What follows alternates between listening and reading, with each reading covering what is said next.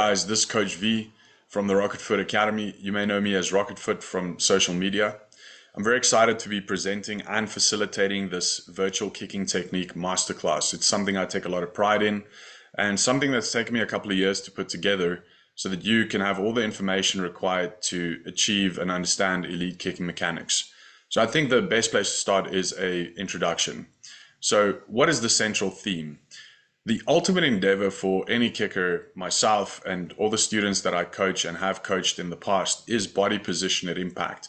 Because body position at impact is essentially what timing is. It's that moment in time where all the moving parts come together to serve one function, which is to kick the ball. Now, if we understand what optimal body position is, if we understand what the answer is, we can reverse engineer that process and then in return, string together a cascade of movements that help us accomplish and achieve that optimal body position a lot more effortlessly.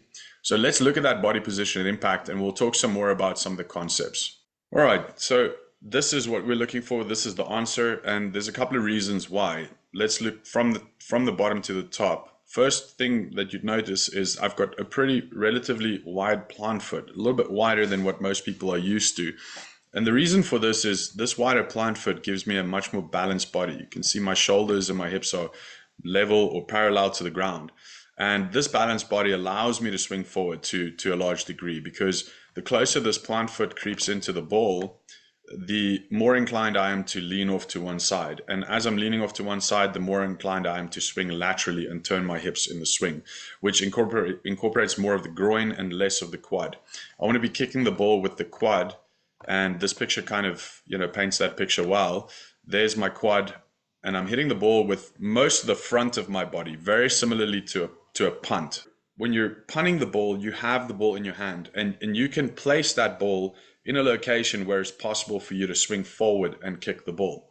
When you're kicking the ball from the ground, you have that same opportunity, except you don't have the ball. The ball's in a stationary position, and the responsibility is then to run in a certain direction, face a certain direction, create a certain relationship with the ball where you can then swing forward and kick the ball with your quad. So understanding your approach lines and your body angle is going to be very important. That's some of the concepts that we'll cover. So yeah, wide plant foot, balanced body, swinging forward, kicking the ball with the quad. Right, so from a side view, you can clearly tell my body is at an angle behind the ball, so most of my weight is behind the ball. Of course, this is important if I want the ball to inherit some of that body weight. And the second reason this is important is because this angle allows me to swing up into the ball, which is really giving the kick the trajectory required.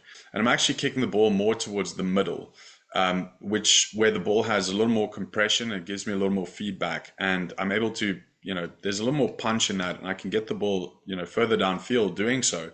But without this body position, my trajectory would be a little bit too low. So it's important to achieve this body position if we're going to be hitting the ball the way, with the foot shape and making contact the way that we're going to be making. It's also important to understand that I'm getting into this body position through the way in which I'm running, through not just my tempo, but actually my, what we call stride ratio. So, and running mechanics. So where my feet are actually landing, that's going to determine whether or not my body is going to be able to stay vertical and tall throughout the approach. So we definitely pay quite a lot of attention to that in some of the lessons. And that allows me to get into this body position quite seamlessly. Now, as I land in this body position, it's optimal. And every split second that goes by without me kicking the ball, this body position starts to break down. So we have to look at swing mechanics. And it's the swing mechanics that allow you to really take advantage of both the momentum and the body weight that's behind the ball. So this philosophy of the bigger the backswing, the further you're going to kick the ball, it couldn't be further from the truth. That is only applicable if you're in a stationary position. If you're moving and you've got momentum and body weight behind the ball, then we want to kick the ball as quickly as possible. The kicking leg should really just be the trigger that connects the momentum and the body weight to the ball. So yeah, very excited to have you and very excited to get started. So I will see you in the next lesson.